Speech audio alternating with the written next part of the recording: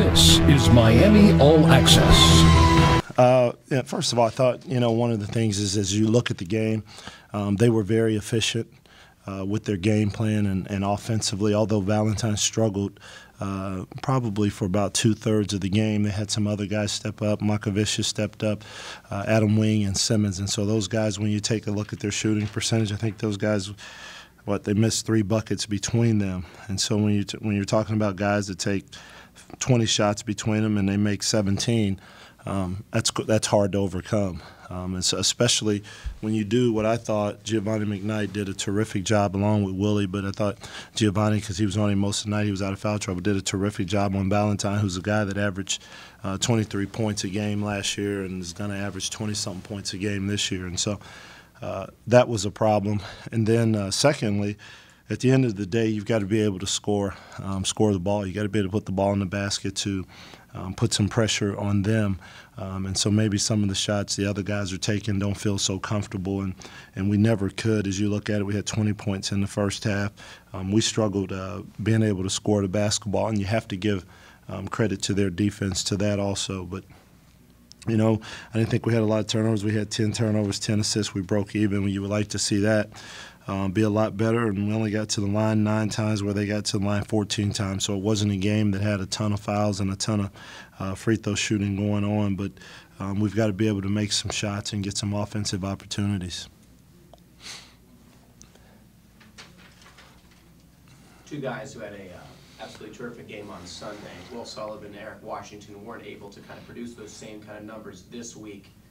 Is that the kind of basketball that, hopefully to avoid that a team that needs to rely upon two of its scorers to go forward? Well, I think, anytime you have guys that can score the basketball and they struggle scoring, that's going to make it hard. And you look at Evansville, they look at tape and everything. I thought Eric had quite a few opportunities to score the ball there in the mid-range, and he didn't take the shots. I thought there were a couple, he got a 3 pitched out to him there in the second half, and he gave up an open one for another open one, which he was ready, which I would, like him to be ready to shoot. And, it's okay if you don't shoot it. But, there were some times when I thought he could have gotten the free throw line area where he was open there, didn't pull the trigger, or then got in too deep. And then Sully, one of the things, and I challenged him in the locker room and getting on him and understanding that teams are going to really press out on you as they did on the three-point shot. You look at the one at the end of the first half, when Jalen challenges that shot by Sully, if he would shot fake, then possibly he can get 3 free throws. And so, it's all part of discovering, how teams are going to play you. He shot the ball extremely well from 3 last year, so he's got to be able to still make those adjustments. But, yeah, we don't have the benefit of having 2 guys that have the capability of scoring some points for our struggle, at least not tonight. You mentioned those 3 individuals before, something like 17 or 20 or whatever collectively. Did you think that some of those baskets that they were making in that high percentage, they were just too easy? Yeah, on Makovicius' shots, he got the ball inside and he was able to score. Obviously, you've got to deal with that. And some of that we just didn't do a good job, helped up, and they dumped the ball down a couple of times. But I thought Simmons' baskets were the ones that hurt us more. So obviously Wing hits the big 3 there. When they go on that run, I think we cut the lead to 7 and they go back up to 13. He hit one of the 3s. But, I thought Simmons was very opportunistic and able to hit some shots and more importantly drive the ball. So when you look at the game, that game for them was won in the paint. And not necessarily throwing the ball in the post and post moves, but I think they had 46 points in the paint, which is right. But too many times they were able to drive us and break us down, and then of course all kind of bad things can happen at that point. Do you feel like going forward you're going to have to get to the free throw line? You have to get to the free throw line more than 9 times. But here's the deal. At the end of the day, in many ways, they challenged us to shoot the ball. And if you're not shooting the ball, then it's going to be extremely hard to get inside and at least get inside and not have all the traffic flowing at you. So, we've got to be able to hit some open shots. That's just the way it is. We got to be able to hit open 3s and knock them down in order to loosen up the defense. They sat in gaps. They did a terrific job of doing that. And so, we weren't able to knock down shots. And so consequently, we struggled. So we've got to get in the gym. We've got to continue to take shots. But more importantly, we've got to step up and knock down shots when they're there. I mean, Eric gets to the hoop quite a bit, but I'm not so sure about your other options about, driving it all the way to the hoop. Well, Eric gets there. Geovonie probably gets in there. Geovonie probably doesn't get as deep, but Geovani's got more size and pulls up a little bit more from 12 to 15. Eric got in there quite a few times tonight, and one of the things Eric's got to make the adjustment, though, is I thought Eric got too deep. There is a such thing as getting too deep, especially at 5'10". You've got to understand where the open area is, the open spot right before you get to the defense, and then being able to score. There were a couple times he got in there and maybe double pumped and was affected and all of that. And so you got to get in there. You got to finish shots. You got to jump stop. You also got to be able to kick it out. But more importantly, you've got to find the sweet spot when you play the game the way he does. Khalif Wright, there was a few times today where he got the ball in the post and just bounced off his hands, and he committed 2 or 3 turnovers in the paint. He's a guy who's shown his ability to make some pretty spectacular hook shots and things of that nature, but going forward, that's got to be an area of improvement, his ball security in the post. Yeah, I mean, I would tell you that's for anyone, but I mean, there were a couple times we got the ball into him. I know there was one time that he lost it and bobbled it for sure, but and Caleb is new and having to make the adjustment, I'm sure, he's like everyone else, wants to play more minutes and everything else, but it's a process, and then of course it occurs in practice. You have to understand the things you need to do to be successful in the basketball game, but one of the things for him, it was a tough one tonight because typically he was in there going against Makavicius, who quite frankly looked like he had about 7 inches on him, and he's got length and everything else. And so one of those he made, a second one on our end he missed, but he didn't have great vision on either one of those shots. And the other thing being obviously, like you said, Makavicius, yes. The Lithuanian guy, we'll say. Was a huge part of the lopsided rebounding effort of 33 to 24. Obviously, when you're going up against a big man of that size and that strength, it's kind of hard to, contend with them in that category. But how do you game plan for a guy like that who's just so dominant in the post and also showed his ability to score as well? Well, a couple things. Typically rebounding is going to be a little skewed when you look at their shooting percentage compared to ours. I mean, there were 32 missed shots, and so that's going to direct it in that way, obviously. But, I don't know. I will tell you this. I don't know how many times, and I can't think in the game, the ball was thrown into Makavicius and he made a post move and score. That wasn't what he did. There were a couple times, whether it was an offensive rebound, whether it was a dump down. So it wasn't the kind of game where they threw it into him, he makes a post move, he scores over us. And so, when you talk about game planning, well, that's what you're typically game planning if it's a guy that's going to catch it and make those kind of moves and do those kind of things. And so one of the things you have to take advantage of is you can't allow him to get you on the boards, and you've got to be able to box him out and everything else. And, of course, he presents challenges with his size.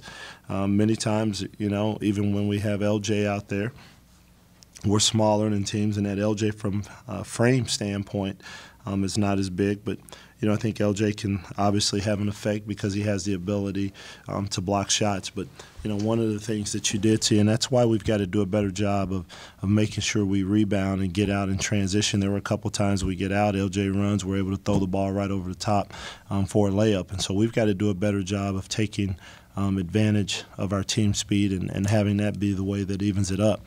You look back at last year's team, one of the ways I would always talk about was free throws. We were such a good free throw shooting team, so we wanted to have that be an opportunity. So, this group, we're still sort of trying to find ourselves and who we are. I'm disappointed in the loss, but I'm not sitting here in panic mode. And, coming from that game, we're down 6 at half, and quite frankly, I didn't think we played extremely well because too many of their opportunities were right there at the rim. And then, of course, they were able to stretch it in the second half. Valentine was able to score some buckets. One of the things that separates them and anyone you play is they have a dude. They have a guy offensively that they can give the ball to who can create offense, whether he's scoring, whether he's drawing the attention of the defense and giving it up and creating scoring opportunities for others, or whether he's getting to the free throw line. And right now we don't have a dude right now, and so those other guys on the team over there, they benefit from the presence of Valentine, and that's the beauty of it. But we've got to continue to get better, and we'll be fine. We'll go back to the drawing board. It's a good team that returned all 5 starters. I think they returned their top 8, and they're going to have a good, solid year. And I don't know enough about the Valley this year, but we'll continue. We're still sort of trying to find our way. We haven't settled into really a rhythm from a rotation standpoint, and offensively we haven't quite gotten there yet either. But it'll come. There were times when their experience and cohesion really showed. Yes, absolutely. Yeah, I mean, and for me, it wasn't even the times when they went on a little bit of a run. It was more so when they were struggling, because to me, you never saw them get rattled. Even when Valentine wasn't scoring, other guys were having to step up. Even when we were right there hanging around, they never ever seemed to get rattled, and they just kept their head down and just kept hammering away at the rock. And then, of course, now once they get on the run, you start seeing the chemistry they have, guys understanding where to be, drive the basketball, guys back cutting, the familiarity of playing with them, with each other. So you saw those things start to stand out, and they just always maintain their composure and their poise, and they just go at it throughout the game. It's not a team, for lack of a better word, that's sexy, but it's a team that, the more and more you're around them, it's a better-looking girl. The girl looks better and better because, they're just solid. You really start to appreciate what they do and how they go about doing it. And they're very well coached. Yeah. Mark, you quiet today? Okay. Okay. Good deal. That's it? Thanks, Coach. All right. No problem. We our main goal was to stop Valentine, and when we came out, we were kind of messing up, stunting a little bit too much on Valentine, and he was just dumping it down, and they were kind of getting easy layups.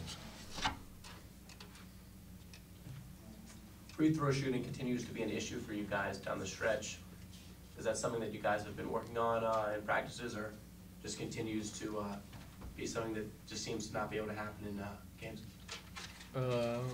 Yeah, we work on it every day. It's just we just didn't get to the free throw line that much today.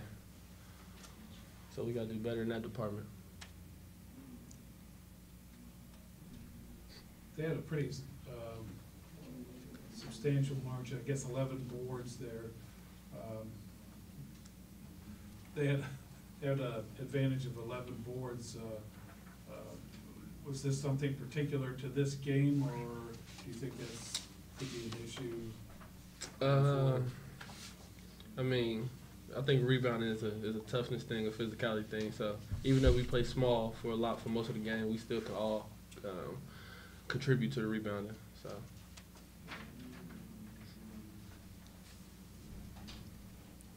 Three-point shooting as well being an issue that wasn't able to happen today. Southern Utah, you guys shot lights out, were able to really put it together. Will Sullivan being a big part of that as well. Was it the defense that Evansville was giving you, or what seemed to be the issue shooting the three today? Or I guess that's more for you, Gio.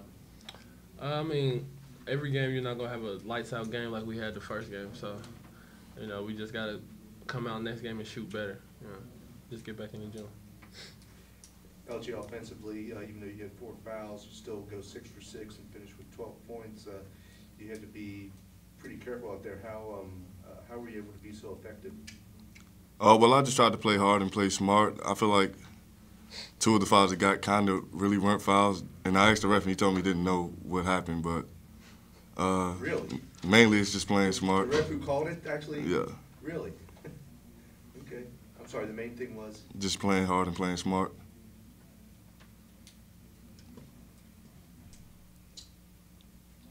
But I guess they were just running a motion offense on you? Yeah, they run a motion. Well, they have one of the top scorers in the nation, so they run a motion offense, and there's a lot of screens for him in their sets. And we just we did a good job on him, but it was the other people that we let beat us. I mean, with that motion, even when you know what they're running. Yeah, it it's can just still be, especially with an experienced crew like this, right? yeah. They got, I think all the returners back. You know, they just know how to run it really well. But you know, I think we gave them easy buckets that were too easy. So.